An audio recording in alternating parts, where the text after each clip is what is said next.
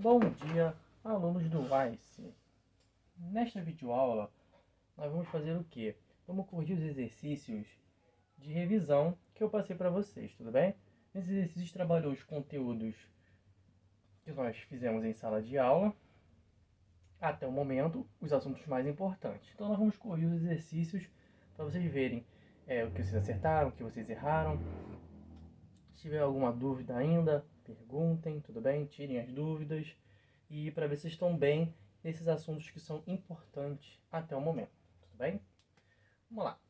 Vamos de questão por questão. No número 1, vou botar aqui a letra A e a letra B. Como é que funciona essa número 1? O que ele está dizendo? Ele quer que você classifique os números dizendo se ele vai ser composto ou se é um número primo, tudo bem? Lembrando, o que é um número primo? Um número primo é aquele que é divisível por 1 e por ele mesmo. Então, para ser primo, ele só pode ser divisível por dois números, 1 e ele mesmo. Se ele for divisível por mais algum número, esse número não vai ser paz primo, ele vai ser o quê? Composto. Uma observação importante, todos os números são divisíveis por 1 e por ele mesmo, ok? Só que para ser composto, o que eu preciso fazer? Se esse meu número for divisível por mais algum número, além de 1 e ele mesmo, automaticamente esse número vai ser composto. Os números chaves para identificar se o número é primo ou compostos são esse aqui, ó. 2, 3, 5, 7, 11 e 13. Por que, professor? Lembra, para ser composto, ele precisa o quê? Ser divisível por mais de dois números. Então, o número automaticamente é divisível por 1 e por ele mesmo. Se o meu número for divisível por qualquer um desses números aqui, ó, automaticamente ele vai ser o quê? Composto. Basta ele ser divisível por pelo menos um desses para que ele seja composto. Mas, professor, como é que eu vou saber se ele vai ser primo? Ele só vai ser primo se eu for dividindo esse número por todos esses e ele não for divisível por nenhum deles. Então, se meu número não for divisível por nenhum desses aqui, automaticamente esse número vai ser o quê? Primo. Então, assim eu consigo diferenciar um número primo de um composto. Tudo bem? Simples. Ah, professor, vou fazer um monte de conta. Não, você não vai fazer um monte de conta. Usem o critério de divisibilidade para ajudar a vida de vocês. Como assim? Ó, esse número tem que ver se é divisível por algum desses, não é? Vou começar com um 2. Lembrando, qual é o critério de divisibilidade por 2? Para ser divisível por 2, tem que acontecer o quê? O meu número precisa ser o quê? Par. Então, na unidade, precisa ter um número par. O 7 aqui é minha unidade. 7 é um número par? Não. 7 é um número ímpar. Então, esse número aqui é par? Não. Então, ele é divisível por 2? Não. Então, se o número não for par, ele não é divisível por 2. Então, beleza, já temos o quê? Que esse número não é divisível por 2. Se eu dividir esse número por 2, vai dar resto diferente de zero. Tudo bem? Isso quer ser divisível. Você dividir esse número por esse e der resto zero. Ok? Só que aqui eu estou usando o critério de divisibilidade para facilitar a nossa vida. Vamos lá para o 3. Para o número ser divisível por 3, a soma dos algarismos tem que dar um número múltiplo de 3. Como assim? Quais são os algarismos desse número aqui? 417. É o 4, o 1 e o 7. Então, se eu somar esses algarismos e der um múltiplo de 3, esse número vai ser o quê? Vai ser divisível por 3. 4 mais 1, 5. 5 mais 7 dá quanto? Dá 12. Tudo bem? 12, ele é um múltiplo de 3? Sim. Por quê? 3 vezes 4 é 12. Então, se a soma dos algarismos deu um múltiplo de 3, automaticamente esse número é divisível por 3. Tudo bem? Então, se ele é divisível por 3, esse número aqui vai ser o quê? Automaticamente vai ser um número composto. Tudo bem?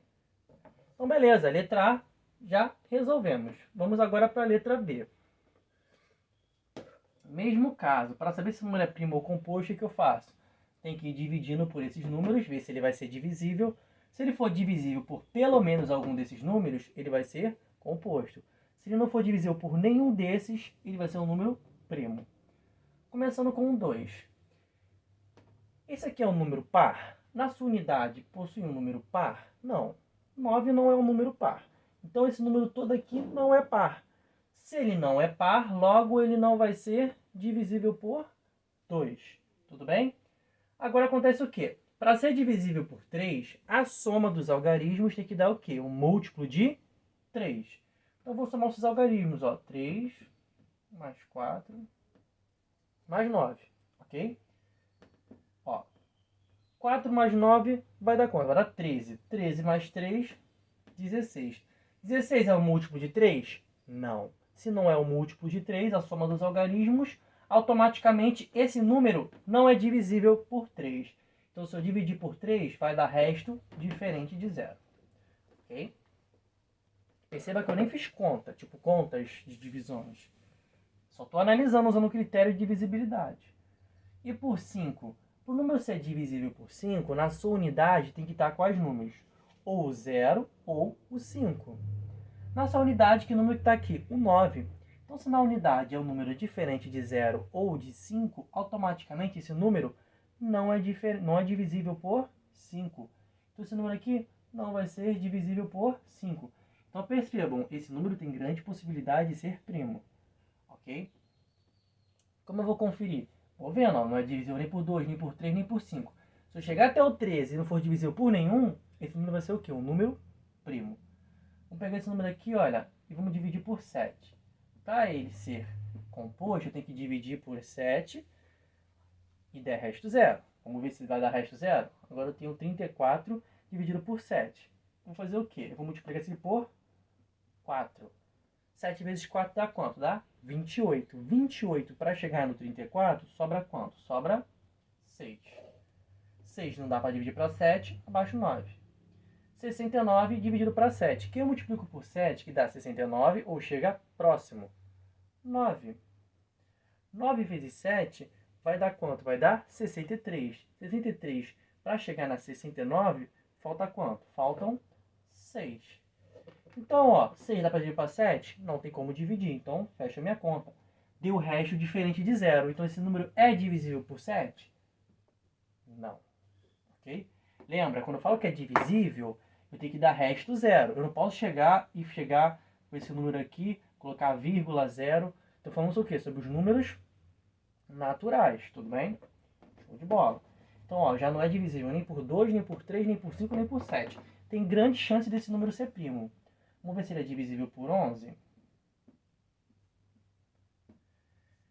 34 dividido por 11. Se eu multiplicar 11 por 3, dá 33. Para 34 sobra 1. Abaixando 9 fica quanto? 19 dividido para 11. 1 vezes 11 dá 11. Para 19 sobra quanto? Sobra 8. 8 não tem como dividir, fecha a conta. Deu resto diferente de zero? Deu resto diferente de zero. Então esse número também não é divisível por 11. E será que esse aí é um número primo? Possivelmente está parecendo que é um número primo, hein? Vamos ver. 349 dividido por 13. Tudo bem?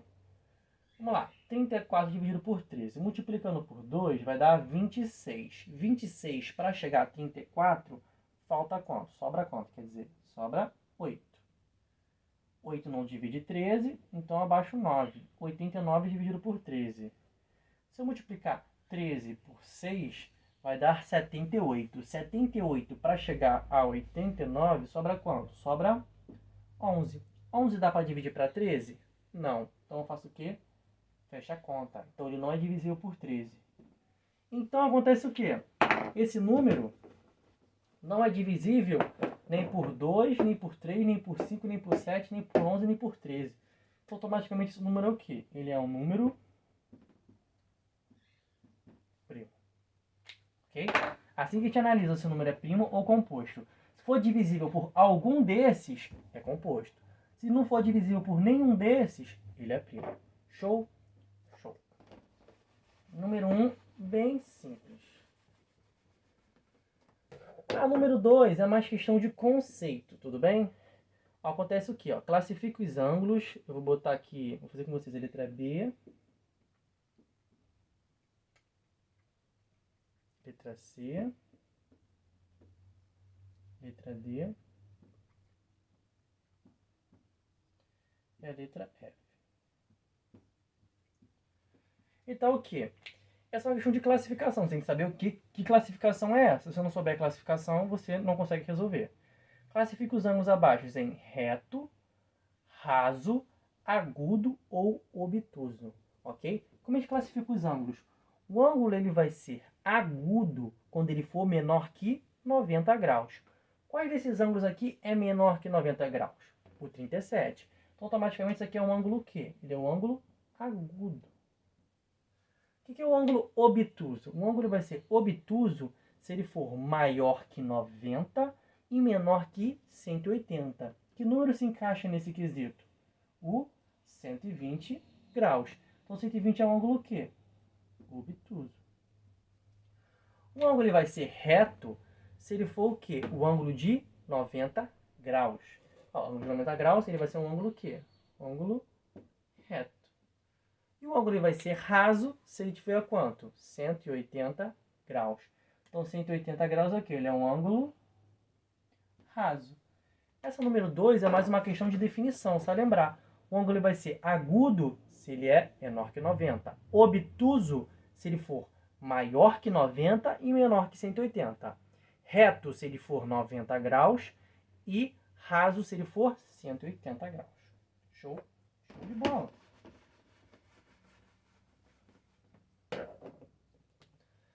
Número 3. O número 3 está assim, olha, represente abaixo dois exemplos de polígonos convexos e não convexos. Professor, não faço ideia do que é um polígono convexo, não convexo. Lembrando, primeiramente, o que é um polígono? É uma figura formada por linhas, lados, ok? A qual que ele seja o quê? Tem que ser fechado. Beleza, isso aqui é um polígono. Isso aqui é um polígono. Isso aqui é um polígono. É formado o quê? Por linhas fechadas, tudo bem? Show! Só isso. Que isso é um polígono. Mas ele quer o que? Um polígono convexo e um polígono não convexo. Que é dois polígonos convexos e dois polígonos não convexos. Professor, o que é um polígono convexo? O que é um polígono não convexo? Vou botar. O que é um polígono convexo? É aquele polígono onde... Tá vendo aqui? Vou dar um exemplo de polígono convexo. O quadrado. Por que quadrado é um polígono convexo? Porque qualquer lugar que eu traçar uma linha cruzando ele, vai tocar em apenas dois pontos na minha figura. Ok? Nos meus lados. Como assim? Se eu passar uma linha aqui, olha, ele toca onde? Nesse lado e nesse lado. Então, o polígono convexo é aquele que qualquer linha que eu faça vai tocar apenas em dois lados. Tudo bem? Dois lados não, em dois pontos da minha figura. Tudo bem? Ó, se eu fizer aqui, ó, vai tocar aqui e aqui. Lembra que eu estou falando da figura? Esquece, essa linha aqui não existe. Tudo bem? Ah, e se eu fizer assim, ó, vai tocar nesse ponto e nesse ponto. Tudo bem? Show de bola? Show de bola. Se eu fizer até assim, ó, pedacinho aqui, ó, vai cortar aqui. Dois pontinhos. Isso é um polígono convexo. Deixa eu ver. O triângulo é outro exemplo de polígono convexo. Porque, ó, se eu pegar aqui, olha, traçar, ó, toca em dois pontos. Se eu traçar outra aqui, ó, pega em dois pontos. Se eu traçar esse aqui pertinho aqui, ó, dois pontos. Tudo bem? Show de bola? Tranquilo. Beleza. Mas vamos lá. Não convexo. O que é um polígono não convexo? É aquele que, se eu traçar uma linha passando nele, ele vai tocar em mais de dois pontos. Como assim? Ali tem um exemplo de um polígono não convexo. Nossa senhora, que figura feia.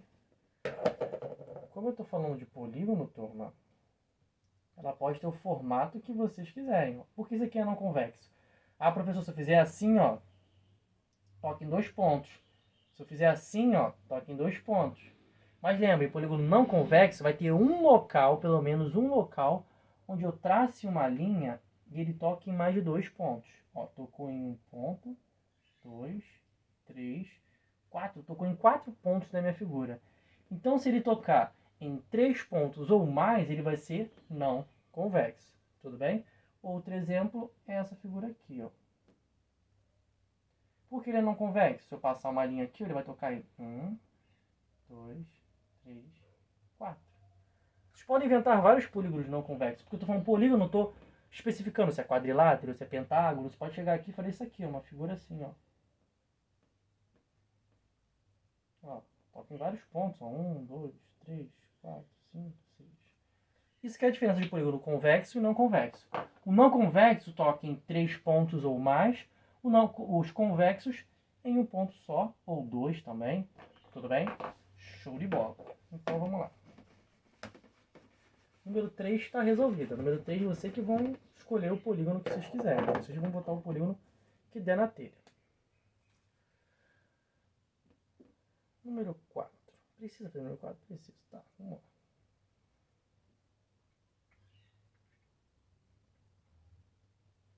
Número 4 é de boa, tranquilinho.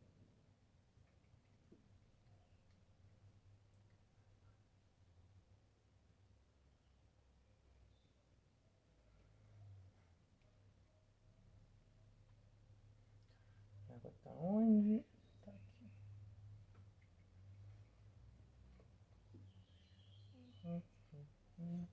Vamos lá. Então tem 3 recipientes. Recipiente A, o recipiente B e o recipiente C. Ok? Em cada eles eu tenho o quê? O mesmo, como posso dizer, o mesmo recipiente, só que esse recipiente acontece o que com ele? Ele tem divisões diferentes, ok? Ele está sendo dividido de maneiras diferentes. Tá, pronto. E cada um deles tem uma certa quantidade de líquido. Tá assim, ó. Sabendo que as marcações dividem cada recipiente em partes com mesma capacidade, determine. Letra A. Uma fração que represente a quantidade de líquido em cada recipiente. Simples. Como é que eu faço? Na letra A, sempre colocando uma fração que representa uma parte de um todo, lembra? O numerador vai ser aquilo que eu estou considerando. Quanto de líquido tem? Quantas partes de líquido tem no recipiente 1A?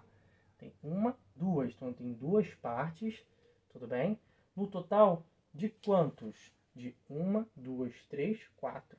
Professor, por que 4 partes? Por quê? Porque o total desse meu recipiente vai ser quando acontecer o quê? Quando o meu líquido tiver, no recipiente tiver o quê? Cheio. Quando ele estiver transbordando, ok? Então aqui é o meu máximo. Aqui é um recipiente completamente cheio, tudo bem? Então são 1, 2, 3, 4 partes para encher o meu recipiente. Show de bola? Show de bola. E na letra B? Quantas partes estão sendo consideradas aqui? Que eu tenho de líquido? Eu tenho 1, 2, 3, 4. Tenho 4 partes com líquido. No total de quantas? Quantas partes eu encho o meu recipiente? 1, 2, 3, 4, 5, 6. 6 partes. Mesma coisa na C. Quantas partes eu tenho de líquido no meu recipiente? Eu tenho apenas uma parte sendo preenchida. Mas no total está sendo dividido em quantas partes recipiente? Em 1, 2, 3. Então pronto, escrevemos as frações para o A, B e para o C. Então a letra A está resolvida. Perceba que a letra A é bem simples. A letra B também está bem simples. Vou colocar aqui as frações, porque vai ser importante. Nós vamos usar elas na letra B. Tudo bem? Então vamos lá.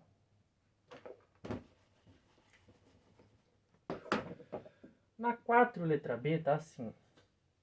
A quantidade de líquido em cada recipiente, ele quer saber a quantidade de líquido em cada recipiente, sabendo que sua capacidade total é de 2.500 ml. Tudo bem? Então acontece o quê? Aqui são frações da quantidade de líquido que cabe dentro do recipiente. Então todos os recipientes cabem a mesma quantidade, que é 2.500. O recipiente A, qual é a quantidade de líquido que tem lá dentro? Ele possui o quê? 2/4 do total do recipiente. Ele tem quanto? 2/4 de 2.500 ml. Lembrando, na matemática, esse D significa o quê? Ele significa uma multiplicação. Então, esse D, no lugar dele, fica o quê? Uma multiplicação.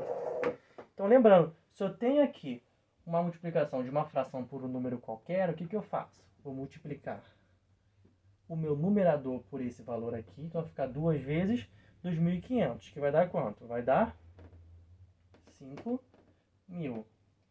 Sobrou o meu 4 no denominador, então eu faço o quê? Esse meu quociente, eu vou trabalhar, essa minha fração, eu vou trabalhar como o quê? Como um quociente. Eu vou dividir o carinha de cima pelo carinha de baixo. 5.000 dividido por 4, que vai dar quanto? Vai dar 1.250 ml. Então, essa é a quantidade de líquido que tem no recipiente A. O recipiente B, ele possui qual fração do total? Possui 4/6 do total, que é 2.500. Então, é 4/6 de 2.500. Mas a gente sabe o quê? Que o D vai ser o quê? Multiplicação. Então, eu tenho que fazer o quê? Multiplicar o meu numerador por esse carinha de cima. Então, vai ficar 4 vezes 2.500. Que vai dar quanto? Vai dar 10.000. E o resultado eu vou ter que dividir pelo meu denominador. Dividindo 1.000 para 6, vai dar o resultado aproximado. Ó, esse igual com o tiozinho é aproximadamente. Vai ser quanto? 1.666 ml.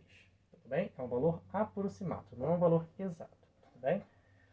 Na letra C, o recipiente C quer dizer é 1/3 do total do meu recipiente. Só que o recipiente é quanto? 2.500 ml. Então vai ser 1/3 de 2.500 ml. O D vai ser multiplicação. Então eu vou multiplicar o numerador. 1 vezes 2.500, 2.500. Só que o resultado tem que dividir pelo carinha de baixo, que é 3. Dividindo 2.500 por 3, vai dar um resultado aproximadamente de 833 ml. Tudo bem? Então pronto, descobrimos quanto que tinha de líquido em cada recipiente. Show? Show de bola.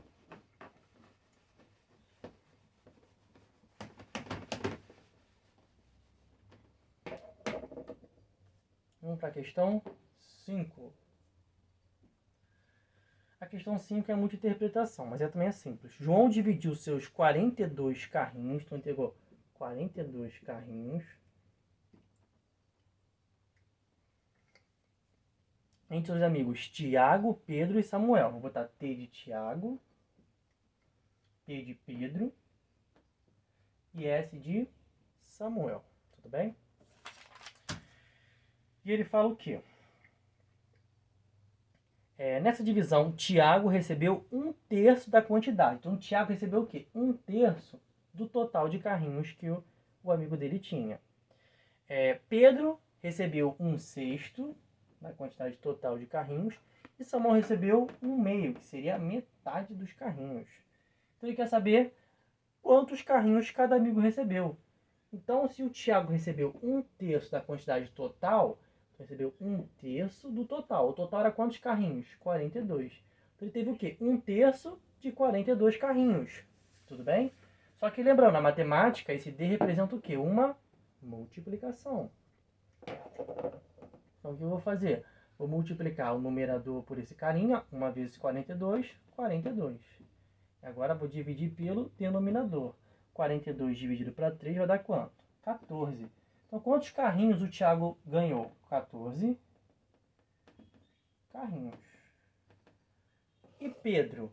Pedro, ele ganhou 1/6 do total de carrinhos, que é 42. Então, fez 1/6 de 42. Lembrando, esse D significa multiplicação. Então, no lugar do D, eu boto um sinal de multiplicação. Vou fazer o quê? 1 vezes 42. 1 vezes 42, 42. E agora eu vou dividir pelo denominador, que é 6. 42 dividido por 6, que vai dar quanto? 7. Então, quantos carrinhos Pedro recebeu? 7 carrinhos. Ok? E agora, Samuel foi quanto? Foi a metade. Precisa fazer conta? 1/2. 1/2 de 42 é a mesma coisa que metade, né? Eu vou pegar 42 e dividir por 2. Isso aqui vai dar quanto? Vai dar 21. Mas vamos fazer a conta, né? Metade de 22. O D significa o quê? Multiplicação. Então, se eu multiplicar o 1 por 42 e vou dividir pelo que é de baixo, que é 2. Então, metade, né? Dividir por 2, ó, acabou chegando na divisão por 2. Que vai dar quanto? 21 carrinhos para o Samuel. Ok? Simples, né, turma?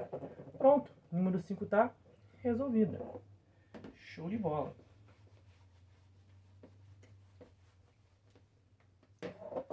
A número 6 é uma questão que alguns alunos têm uma certa dificuldade, mas não é uma questão difícil de se fazer, tudo bem? É só você lembrar como que é feito esse procedimento. Tudo bem? Vamos lá, vou fazer com vocês a letra A e a letra B. Como sempre, eu faço a letra A e B, porque tem os casos, possíveis casos diferentes que tem. Vamos lá. Escreva as frações impróprias na forma mista e as frações mistas na forma imprópria. Lembrando, professor, o que é uma fração imprópria? É aquela onde o numerador é maior que o denominador. O que é uma fração mista? É aquela que possui parte inteira e a parte fracionária. Tudo bem? Ele quer o quê? Então, transforma uma fração imprópria para quê? Para a forma mista. E pega uma fração que for da forma mista, eu transformo ela numa fração imprópria. É isso que ele está querendo. Tudo bem? Beleza, como é que eu faço isso, professor? Ah, isso é muito difícil e tal. Não, pessoal, não é difícil fazer isso. Como é que a gente faz isso? Um macete para transformar uma fração imprópria na forma mista é o quê? É efetuar a divisão. É 27 sobre 8. Vou pegar aqui, ó, 27 dividido por 8. Tudo bem? Vamos lá. 3 vezes 8. 3 vezes 8 vai dar quanto? Vai dar 24. 24. Para chegar a 27, sobra quanto? Sobra 3. 3 dá para dividir para 8? Não. Fecha a conta. Tudo bem? Professor, o que tem a ver essa divisão com forma mista? Quer ver o segredo? Tá vendo esse número que está aqui? 3. Que é o resultado da minha divisão? Deu 3, sobra 3. Esse resultado da minha divisão é a minha parte inteira. Então são 3 inteiros. O resto vai ser quem? O meu numerador. E o denominador vai ser por quanto que eu estou dividindo. Eu estou dividindo por 8. Então vai ficar sobre 8. Então 27 oitavos é a mesma coisa que quem? 3 inteiros e 3 oitavos. Tudo bem? É a mesma coisa. Simples. Simples. Use esse macete. Você vai dividir forma mista. Divide essa fração imprópria. O seu resultado vai ser a parte inteira. O seu resto é o seu numerador. E por quanto você está dividindo, o seu denominador. Show? Show de bola. Já na letra B, como é que eu transformo da forma mista para a forma imprópria? Simples, também tem um procedimento. Quando você transformar da forma mista para imprópria, o que você faz? Está vendo a minha fração, né? 3 quintos? Quem é o denominador dessa fração? Né? 5? Se o denominador é 5, automaticamente sua fração vai ter que ter denominador 5 também. Você não pode mudar o denominador. O que vai mudar é quem? O seu numerador. Quem vai ser o numerador? Como é que eu acho? Simples, o que você faz? Você vai multiplicar a parte inteira pelo denominador e o resultado você vai somar com o numerador. Fazendo esse procedimento, você vai achar quem? O numerador do seu número na forma imprópria. Tudo bem? Como é que eu vou fazer? 2 vezes 5, 10. 10 mais 3 dá quanto? 13. Então deu quanto? 13 quintos. Ah, professor, será que isso deu certo? Quer ver? Vamos testar. Eu vou pegar essa fração 13 quintos. Para transformar para a forma mista, o que eu faço? Tem que dividir 13 por 5, tudo bem? Então eu faço quem? 2 vezes 5, 10. 10 para 13 sobra quanto? Sobra 3. Então como é que isso aqui ficaria? Ó? O resultado da minha divisão é a parte inteira. O meu resto é o meu numerador. E por quanto estou dividindo é o meu denominador. Viu? Funcionou. Perceba que os processos são simples, só precisa entender como que eles funcionam. Tudo bem? Entendendo como é que funciona cada procedimento, vocês conseguem resolver tranquilamente. Transformar da forma mista para imprópria ou da forma imprópria para a forma mista. Tudo bem? Bem tranquilinho, ok? Como o tempo de vídeo está acabando, o que eu vou fazer? Vou dar uma pausa e vou fazer uma parte 2, terminando de corrigir. Questão 7, 8, 9, 10 e 11. Show? Show de bola. Então, até a próxima videoaula. Tudo bem? Show, show.